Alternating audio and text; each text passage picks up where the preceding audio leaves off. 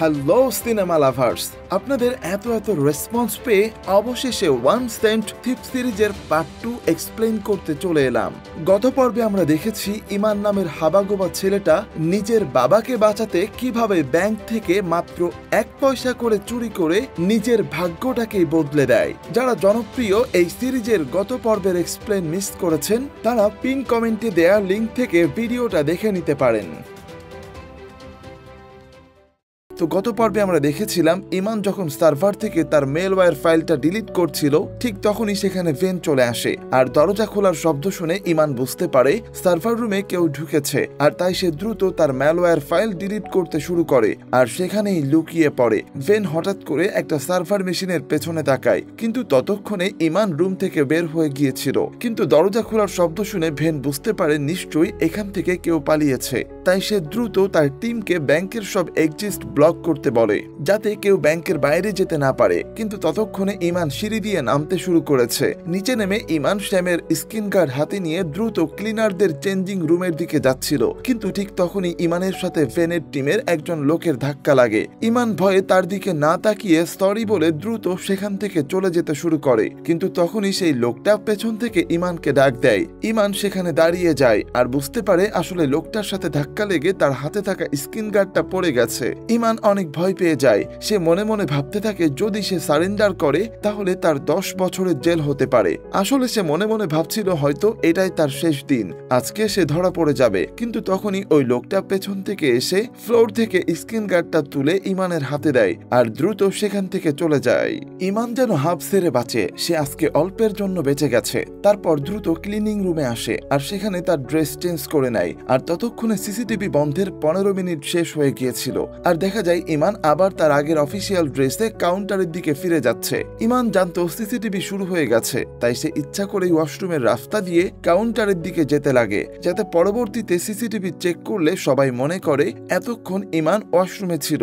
এদিকে ভেন তখন দ্রুত তার টিম নিয়ে ব্যাংকের মেইন ফ্লোরে চলে আসে আর তার টিমের লোকজনদেরকে বলে ব্যাংকের সব কাউন্টার চেক করতে, যে ব্যাংকের সব স্টাফরা তাদের জায়গায় আছে কিনা। ভেন নিজেও কাউন্টারগুলো চেক করতে করতে ইমানের কাউন্টারের সামনে আসে, কিন্তু প্রথমে সেখানে এসে ইমানকে দেখতে পায় না। ঠিক তখন ইমান নিচে থেকে একটা কলম হাতে নিয়ে দাঁড়িয়ে পড়ে। এটা দেখে ভেন মনে করে হয়তো ইমানের কলম নিচে পড়ে গিয়েছিল আর সে সেটাই খোঁজার জন্য নিচে ছিল। এরপর দেখা যায় ভেন আবারও কন্ট্রোল রুমে এসেছে আর সেখানে শ্যামকে জিজ্ঞেস করে তুমি সেকেন্ড ফ্লোরে কি করছিলে, কিন্তু শ্যাম ভয়ে ভয়ে উত্তর দেয় আমি কোথাও যাইনি, আমি আজকে সারাদিন আমার নিজের ডেস্কেই ছিলাম। ভেন তখন জিজ্ঞেস করে যদি তুমি কোথাও না যেয়ে থাকো তাহলে আজকের লিফটে তোমার ফিঙ্গারপ্রিন্ট কিভাবে অ্যাড হলো। আসলে ভেন তো জানতো না ইমান ইচ্ছা করে শ্যামের ফিঙ্গারপ্রিন্ট ব্যবহার করেছিল যাতে করে সন্দেহ তার দিকে যায়। তখন অ্যাশ জিজ্ঞেস করে আচ্ছা ব্যাংকে কি এমন কেউ আছে যে হ্যাকিং পারে। অ্যাশের কথা শুনে ইন্টার্নের মনে তখন ইমানের কথা আসে, কারণ সেদিন ইমানই ব্যাংকের সার্ভারটাকে ডিজিটাল কার্মা নামের ভাইরাস থেকে রক্ষা করেছিল। অন্যদিকে তখন ইমান তার কাউন্টারে দাঁড়িয়ে চিন্তা করছিল যে রেজার মৃত্যুর সাথে তার কোনো হাত নেই আর এখন ব্যাংকের থেকে সব প্রমাণ মুছে ফেলাই সে পুরোপুরি সেফ, তাই সে নিজেকে বেশ নিরাপদ মনে করছিল। ঠিক তখনই ইন্টার্ন তার সামনে আসে আর ইমানকে বলে আমার সাথে একটু ছাদে চলো। ছাদে আসার পর ইন্টার্ন ইমানকে তার ল্যাপটপে দেখায় যে কেউ একজন ব্যাংকের অ্যাডমিন পিসি আর সার্ভার রুম হ্যাক করেছে। এমনকি যেটা করেছে সে আমার টিমের অ্যাক্সেস কার্ড ব্যবহার করে সার্ভার রুমে ঢুকেছিল। ইন্টার্নের কথায় পরিষ্কার সন্দেহের ভাব পাওয়া যাচ্ছিল, তাই ইমান হাসতে হাসতে বলে আমি পুরোটা সময় আমার কাউন্টারে ছিলাম, তুমি চাইলে সিসিটিভি চেক করতে পারো। ইমান জানতো যে ওই সময় সিসিটিভি বন্ধ ছিল, কিন্তু ইন্টার্ন এটা জানতো না যে ইমান সিসিটিভির ব্যাপারে জানে, আর তাই সে মনে করে হয়তো ইমান সত্যি কথাই বলছে, তা না হলে এত জোর দিয়ে সিসিটিভির কথা বলতো না। কিন্তু আসলে সে তো বুঝতে পারেনি ইমান ইচ্ছা করেই তাকে সিসিটিভির কথা বলেছে। ইন্টার্ন তখন একটু লজ্জা পেয়ে ইমানের কাছে ক্ষমা চায়। পরের দৃশ্যে আমরা দেখতে পাই ইমান তার বাবার সাথে দেখা করতে হাসপাতালে এসেছে। ইমানের বাবার সার্জারি হয়ে গিয়েছিল আর তাই সে এখন পুরোপুরি সুস্থ।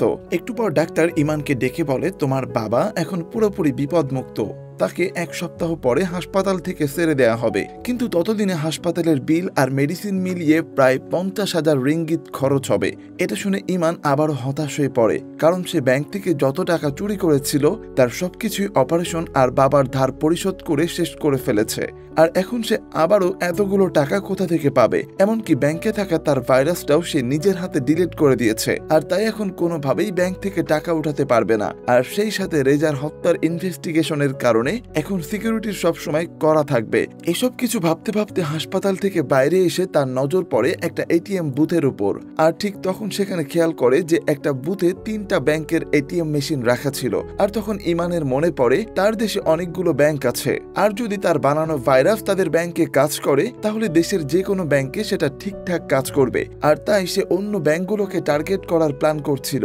ইমান দ্রুত তার বাড়িতে চলে আসে আর তার ল্যাপটপ অন করে ঠিক একই পদ্ধতিতে অন্যান্য ব্যাংকে ইমেইল পাঠাতে থাকে, ঠিক যেভাবে সে নিজের ব্যাংকে পাঠিয়েছিল। আর ওই মেইল ছিল ইমানের বানানো সেই ম্যালওয়্যার ভাইরাস। ইমান জানে প্রত্যেকটা ব্যাংকে একটা অ্যাডমিন পিসি থাকে যেটা সরাসরি সার্ভার রুমের সাথে কানেক্টেড হয়। যখন তার বানানো ভাইরাস অ্যাডমিন পিসিতে অ্যাটাক করবে, ব্যাংকের সার্ভার স্লো হয়ে যাবে, তখন ব্যাংকের লোকজন এটা ঠিক করার জন্য আইটি এক্সপার্টদেরকে ডাকবে। আইটি এক্সপার্টরা যখন এটা ঠিক করার জন্য অ্যাডমিন পিসিতে নতুন পাসওয়ার্ড বসাবে, ইমান সাথে সাথেই সেটা জেনে যাবে। আর ঠিক এইভাবেই ইমান মেন্টারি ব্যাংকে টার্গেট করে। আর এই ব্যাংকের গ্রাহক সংখ্যা ছিল 1,20,00,000। তার মানে সব কাস্টমারের কাছ থেকেও 1 পয়সা করে কেটে নিলে টোটাল অ্যামাউন্ট দাঁড়াবে 1,20,000। তার মানে গতবারের অ্যামাউন্টের থেকেও এটা আরো অনেক বেশি। এরপর ইমান দেশে মোট কতগুলো ব্যাংক আছে সেটা খুঁজতে শুরু করে। তখন সে জানতে পারে টোটাল 9টা ব্যাংক আছে। তার মধ্যে তার নিজের ব্যাংকে সে একবার চুরি করে ফেলেছে, তাই তার হাতে এখনো 8টা ব্যাংক আছে। আর এই সবগুলো ব্যাংক মিলে প্রায় 8 কোটির উপর গ্রাহক আছে। তাই যদি প্রতিদিন সে গ্রাহকদের অ্যাকাউন্ট থেকে 1 পয়সা করে কেটে নেয়, তাহলেও ইমান প্রতিদিন দিনে প্রায় 8 লাখ রিঙ্গিত নিজের অ্যাকাউন্টে নিতে পারবে। এগুলো ভাবতে ভাবতে ইমান বুঝতে পারে সে খুব দ্রুত বড়লোক হতে চলেছে। এদিকে ইন্টার্ন তখন তাদের ব্যাংকের সার্ভার রুমে এসে সব ডাটা চেক করতে শুরু করে। তখনই সেখানে অ্যাশ আসে আর অ্যাশ ইন্টার্নকে বলে, আমি তোমাকে সাহায্য করতে এসেছি। কিন্তু ব্যাংকের পরিস্থিতি নিয়ে ইন্টার্নের মুড খুব বেশি ভালো ছিল না, তাই সে বলে, আমি নিজের কাজ নিজেই করতে বেশি পছন্দ করি। তখনই হঠাৎ করে ইন্টার্নের ফোনে একটা মেসেজ আসে। আসলে তার বস আইরিন ইন্টার্নকে ক্যাবিনে ডাকছিল। ইন্টার্ন তখন অ্যাশকে নিয়ে আইরিনের ক্যাবিনে চলে আসে। ইন্টার্ন তার বসকে বলে, ব্যাংক থেকে কোনো ডাটা বা টাকা চুরি হয়নি, এমনকি সার্ভার চেক করার পরেও সেখানে কোনো ম্যালওয়্যার ধরা পড়েনি। কিন্তু তখন আইরিন বলে, একটা হ্যাকার আমাদের ব্যাংকের সার্ভার রুমে গিয়েছিল। যদি সে আসলেই কিছু করতে না চায় তাহলে এত রিস্ক নিয়ে কেন সার্ভার রুমে ঢুকেছিল? ইন্টার্ন তখন বলে, এটা যেই করেছে না কেন সে সিসিটিভি ফুটেজ ডিলিট করে দিয়েছে, আর ফুটেজ ছাড়া কে এটা করেছে সেটা বের করা সম্ভব না। কিন্তু ইন্টার্নের এই উত্তর আইরিনের পছন্দ হয় না, তাই সে টপিক চেঞ্জ করে অ্যাশকে জিজ্ঞেস করে, আচ্ছা আমাকে বলো তোমার ইন্টার্নের সাথে কাজ করে কেমন লাগছে? অ্যাশ তখন একটু খুশি খুশি ভাবে বলে, আসলে ইন্টার্ন অনেক ভালো একজন বস, আর আমার তার সাথে কাজ করে অনেক ভালো লাগে। তখন আইরিন বলে, তোমার বস কাজ করার পরেও আমাদের ব্যাংকে এত কিছু হয়ে গেল আর সে কিছুই থামাতে পারেনি। এটা শুনে ইন্টার্ন বলে, হ্যাকার ইন্টারনালি না বরং ফিজিক্যালি অ্যাটাক করেছে, আর আমার কাজ ইন্টারনাল সিস্টেম প্রোটেকশন দেওয়া। কিন্তু তার এই কথাতেও আইরিনের রাগ উঠে যায়, তাই সে সাথে সাথেই অ্যাশকে ডিপার্টমেন্ট হেড বানিয়ে দেয়। আর এটা শুনে ইন্টার্ন আর অ্যাশ দুজনেই চমকে ওঠে, কারণ এখন অ্যাশ ইন্টার্নের বস হয়ে গিয়েছিল। জুনিয়রের সামনে এমন অপমান করায় ইন্টার্ন রাগ হয়ে সেখান থেকে চলে আসে। ইন্টার্ন নিজের কেবিনে ফিরে আসার পর শ্যাম তার কাছে আসে কিছু বলার জন্য, কিন্তু ইন্টার্ন রেগে ছিল, তাই সে শ্যামকে সেখান থেকে চলে যেতে বলে। কিন্তু শ্যাম তখন বলে, আমি আসলে এখানে এসেছি তোমাকে কিছু একটা দেখাতে, আর আমার মনে হয় এটা দেখাটা খুব বেশি গুরুত্বপূর্ণ। শ্যাম বলে, আমি ডিলিট হওয়া সিসিটিভির ফুটেজের কিছু অংশ রিকভার করতে পেরেছি, আর সেখানে একটা সন্দেহজনক ফুটেজ দেখা যাচ্ছে। এটা বলে শ্যাম ফুটেজ চালালে দেখা যায় ইমান ওয়াশরুম থেকে বের হচ্ছে, আর হঠাৎ করে সে সিসিটিভি ক্যামেরার দিকে তাকিয়ে হেসে দেয়। এটা দেখে শ্যামের সাথে সাথে ইন্টার্নেরও ইমানের উপর আবারও সন্দেহ হয়। পরের দৃশ্যে আমরা দেখতে পাই ইমান তার বাবাকে একটা দামি গাড়িতে করে এক বিশাল ফ্ল্যাটে নিয়ে এসেছে, আর সেখানে সে ইমান বলে, আজ থেকে এটাই আমাদের বাড়ি। আর ইমান তার বাবাকে পুরো ফ্ল্যাট ঘুরিয়ে দেখাচ্ছিল, এমনকি তাদের ফ্ল্যাটে পার্সোনাল সুইমিং পুলও ছিল। কিন্তু ইমানের বাবার তো বিশ্বাসই হচ্ছিল না, হঠাৎ করে তার ছেলের কাছে এত টাকা কোথা থেকে আসলো। ইমানের বাবা এসব দেখে একদমই খুশি হয় না, উল্টো সে তার ছেলেকে জিজ্ঞেস করে, তুমি কি এই বাড়িটা কিনে নিয়েছো? কিন্তু ইমান বলে, না, আমি এটা শুধু ভাড়া নিয়েছি, তো যদি তুমি চাও তাহলে আমি এটাকে কিনে নিতে পারি। আর এটা শুনে ইমানের বাবা তাকে জিজ্ঞেস করে, আচ্ছা তুমি এত টাকা কোথায় পেলে? তুমি কি ড্রাগ বিক্রি করতে শুরু করেছো নাকি? কিন্তু ইমান বলে, না না, তুমি যেটা ভয় পাচ্ছ তেমন কিছুই না, আমার ব্যাংকে প্রমোশন হয়েছে, আমি এখন আর কোনো সাধারণ কর্মচারী না, আর তাই আমাদের কাছে এখন কোনো টাকার অভাব হবে না। এটা বলে ইমান তার বাবার সামনে থেকে সরে যায়। কিন্তু বাবা বলে তো কথা, তাই ইমানের বাবারও এখনো তার ছেলের কথায় সম্পূর্ণ বিশ্বাস হচ্ছিল না। একটু পর দেখা যায় ইমান আর তার বাবা একসাথে বসে খাবার খাচ্ছিল। এমন খাবার এর আগে তারা কখনো চোখেই দেখেনি। হঠাৎ করে দরজায় কেউ কলিং বেল দেয়। ইমান উঠে আসে কে এসেছে দেখার জন্য, কিন্তু দরজা খুলতেই কেউ একজন তাকে সজোরে আঘাত করে। এটা দেখে ইমানের বাবা ভয়ে দাঁড়িয়ে পড়ে। তখন সে দেখতে পায় আসলে দেবা আর তার লোকেরা এসেছে। দেবাকে দেখে ইমান আর তার বাবা দুজনেই ঘাবড়ে যায়। দেবা তখন ইমানের দিকে বন্দুক তাক করে বলে, কি অনেক বড়লোক হয়ে গেছে মনে হচ্ছে। এর সাথে সাথেই স্ক্রিন অন্ধকার হয়ে যায়, আরেকটা গুলির শব্দ শোনা যায়। আর এখানেই আমাদের আরেকটা এপিসোড শেষ হয়ে যায়। তো চলুন এর পরের এপিসোড শুরু করা যাক। স্ক্রিনে আলো আসতে দেখা যায় দেবা আর তার লোকেরা টেবিলে বসে খাবার খাচ্ছিল, আর ঠিক তার পাশেই ইমান আর তার বাবা চুপচাপ বসে আছে। তাদের দুজনের চোখে মুখেই স্পষ্ট ভয়ের ছাপ ফুটে উঠেছে। ইমান মনে মনে ভাবছিল তার বাবাকে বাঁচানোর জন্য দেবা আর তার লোকেদের সাথে লড়াই করতে হবে, কিন্তু পর মুহূর্তেই আবার সে চিন্তা করে কিছুদিন আগেই তার বাবার একটা অপারেশন হয়েছে, তাই এই মুহূর্তে তাকে মাথা ঠান্ডা রেখে যা করার সেটা করতে হবে। ইমান আর তার বাবা চুপচাপ বসে থাকলেও দেবার লোকেরা ইমানকে দিয়ে বিভিন্ন ধরনের কাজ করাতে শুরু করে। আসলে তারা এগুলো মজা করার জন্যই করছিল, কিন্তু ইমানও কিছু না বলেই চুপচাপ তাদের বলা কাজগুলো করে যাচ্ছিল। আর এগুলো দেখে ইমানের বাবার অনেক খারাপ লাগছিল। তখন ইমানের বাবার একটা পুরাতন স্মৃতি মনে পড়ে। ইমান যখন ছোট ছিল তখন ইমানের বাবা একটা গাড়ি কিনেছিল। গাড়িটা ইমানের অনেক পছন্দের ছিল, কিন্তু ব্যবসায় লস হওয়ায় ইমানের বাবা গাড়ির কিস্তি পরিশোধ করতে পারছিল না। এজন্য একদিন ব্যাংকের লোকেরা গাড়িটা নিয়ে যাওয়ার জন্য আসে, কিন্তু ছোট ইমান কিছুতেই তার পছন্দের গাড়ি তাদেরকে দিতে চাচ্ছিল না। ইমানের বাবা তাকে কথা দেয় একদিন তারা এর থেকেও বড় আর দামি গাড়ি কিনবে, কিন্তু সেই দিন আর কখনোই আসেনি। এদিকে দেবার লোকেরা ইমানকে ডিস্টার্ব করে যাচ্ছিল। তখন ইমানের বাবা বলে, আমি দ্রুত তোমার টাকা দিয়ে দেব। আসলে ইমানের বাবা জানতো না ইমান দেবার পাওনা টাকা পরিশোধ করে দিয়েছে, কিন্তু ইমান এটা ভেবে পাচ্ছিল না টাকা শোধ করে দেওয়ার পরেও দেবা কেন তাদের বাড়িতে এসে এমন আচরণ করছে।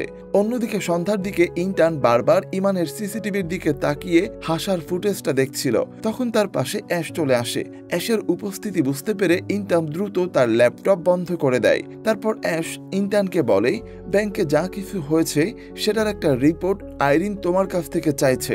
আর শ্যামও আইরিনকে বলে দিয়েছে যে সে তোমাকে কিছু সিসিটিভির ফুটেজ রিকভার করে দিয়েছে, আর তাই এখন যত তাড়াতাড়ি সম্ভব তাদেরকে ওই ফুটেজগুলো চেক করেই বের করতে হবে এই সব কিছু কে করেছে। এটা বলে অ্যাশ সেখান থেকে চলে যায়। এরপর ইন্টার্ন দ্রুত আবারও সেই হার্ড ড্রাইভ ওপেন করে, আর সেখান থেকে ইমানের ফুটেজটা নিজের ল্যাপটপে কপি করে সেটা হার্ড ড্রাইভ থেকে ডিলিট করে দেয়। আর তখন ইমানের বাড়িতে ইমান আর তার বাবাকে বসিয়ে দেবার লোকেরা ড্রিঙ্কস সার্ভ করে খেতে বলে। তখন দেবা তাদের দুজনকে ভয় দেখিয়ে জিজ্ঞেস করে ইমান হঠাৎ করে কি এমন করেছে যে তার কাছে এত টাকা চলে এসেছে। তখন ইমানের বাবা বলে, তোমার এসব বলে কোনো লাভ নেই, তোমার টাকা আমি খুব দ্রুতই দিয়ে দেব। তখন দেবা বলে, তুমি যখন হাসপাতালে ভর্তি ছিলে তখন তোমার ছেলে সব টাকা দিয়ে দিয়েছে। আর এটা শুনে ইমানের বাবা আরো অবাক হয়, কারণ ইমান এখনো একবারও তাকে এই কথা জানায়নি।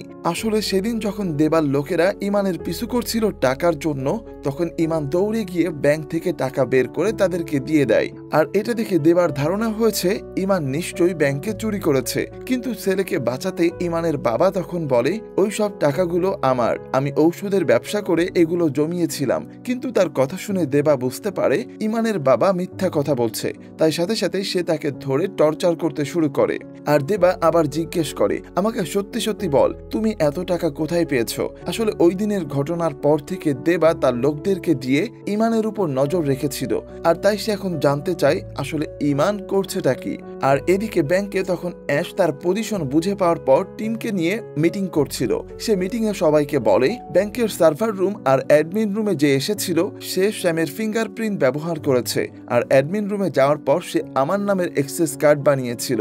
শ্যাম তখন বলে, আমি চোরকে ফিঙ্গারপ্রিন্ট দিতে কোনো সাহায্য করিনি, আমি ওই সময়টাতে ওয়াশরুমে ছিলাম। আর তখন ইন্টার্ন সেখানে এসে বলে, সার্ভার রুমের পাশে আমরা একটা ক্লিনার ট্রলি পেয়েছিলাম। আসলে সেদিন ইমান যে ক্লিনিং ট্রলি নিয়ে সেখানে গিয়েছিল, ভেন চলে আসার পর পালাতে গিয়ে সেই ট্রলিটা ভুলে সার্ভার রুমে রেখে এসেছে। ইন্টার্ন তখন আরো বলে, এই কাজটা যেই করেছে না কেন সে তো সব কাজ ৪৫ মিনিটের মধ্যে শেষ করে ফেলেছিল।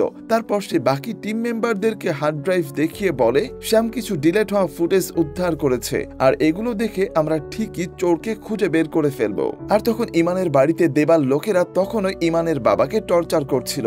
এটা দেখে ইমান দেবাকে বলে, তোমার যদি আরো টাকার প্রয়োজন হয় আমি দেব, কিন্তু আমার বাবাকে ছেড়ে দাও। এটা শুনে দেবা আরো রেগে যায়। সে ইমানকে খাবার টেবিলে চেপে ধরে বলে, আমি জিজ্ঞেস করেছি তুমি এত টাকা কোথায় পেয়েছো, আমাকে সত্যিটা বলো। তখন ইমান আর কোনো উপায় না দেখে স্বীকার করে যে সে এই সব টাকা ব্যাংক থেকে চুরি করেছে।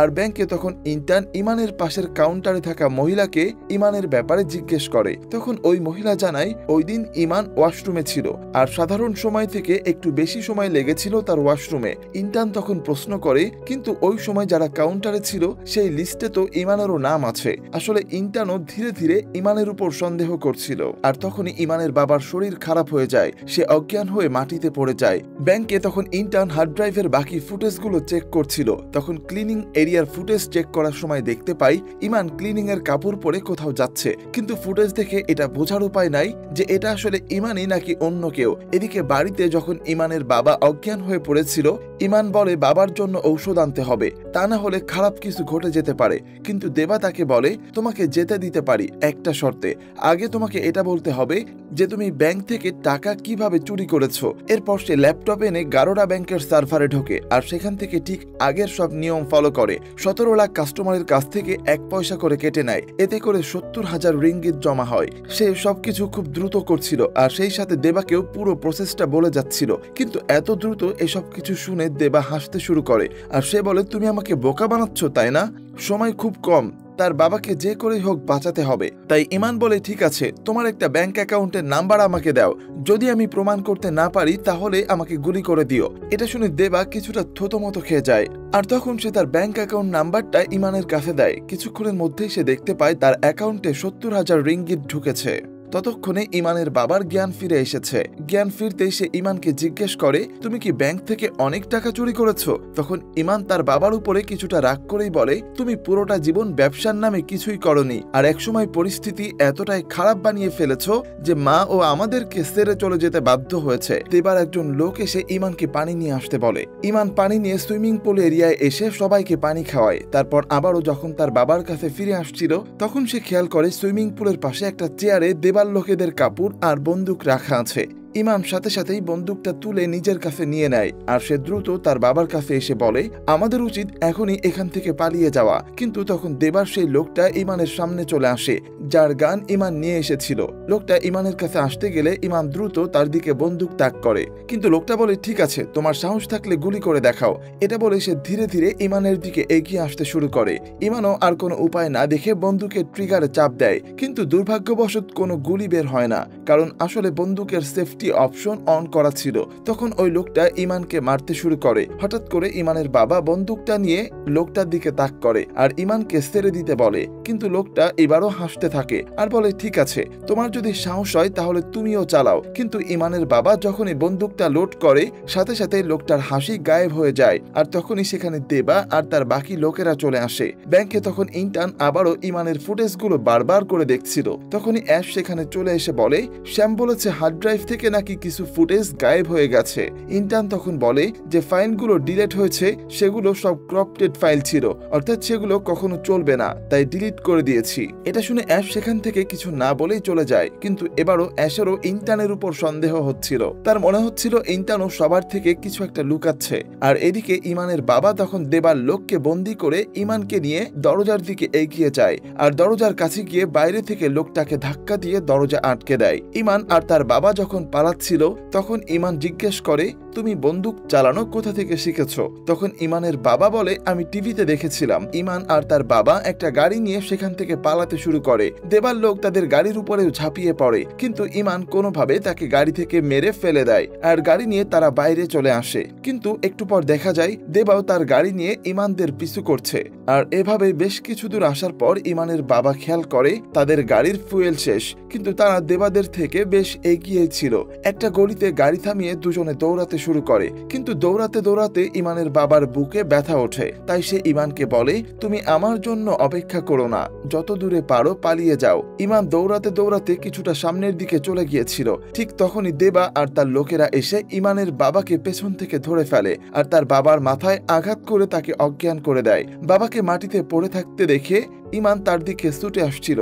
এমন সময় দেবার লোকেরা তার উপর গুলি করতে শুরু করে, তাই বাধ্য হয়ে সে আবারও দৌড় দিয়ে অন্যদিকে চলে যায়। কিন্তু দেবা তখন তার লোকদেরকে গুলি করতে নিষেধ করে। সে বলে, আমার ইমানকে জীবিত চাই, তাই যাও ওকে ধরে নিয়ে আসো। আর ইমান তখন দূর থেকে তার বাবাকে দেখার চেষ্টা করছিল, কিন্তু তাকেও দেবার লোকেদের হাত থেকে বাঁচতে হবে, তাই সে একটা জায়গায় লুকিয়ে পড়ে। আর এখানেই আমাদের আজকের এপিসোডও শেষ হয়ে যায়। প্রিয় দর্শক, আসলে সিরিজটা অনেক বেশি ছোট করে দেখাতে গেলে গল্পের মজাটাই নষ্ট হয়ে যাবে, তাই এই সিরিজের এক্সপ্লেইনটা একটু লম্বা হয়ে যাচ্ছে। তবে চিন্তার কিছু নেই, আজকের পার্টটা ভালো লাগলে আপনারা আমাকে কমেন্টে জানাতে পারেন। আমি অতি দ্রুত এই সিরিজের বাকি অংশ এক্সপ্লেইন করব। ময়মনসিংহ থেকে আমাদের গত ভিডিওতে কমেন্ট করেছেন SK আলমাস ভাই। ইমন ভাই দেখেছেন মহিষখোলা থেকে। সুমাইয়া আপু কমেন্ট করেছেন ইসলামপুর থেকে। MD হৃদয় ভাই আমাদের সঙ্গে ছিলেন নোয়াখালী থেকে। ভিডিওটা কোথা থেকে দেখছেন সেটা আমাকে কমেন্টে জানাতে একেবারেই ভুলবেন না। আবারও ফিরবো ভিন্নধর্মী কোনো গল্প নিয়ে। সে পর্যন্ত সবাই ভালো থাকবেন, সুস্থ থাকবেন আর সিনে গল্পের সাথেই থাকবেন, এই আশা ব্যক্ত করে এখানেই শেষ করছি। আল্লাহ হাফেজ।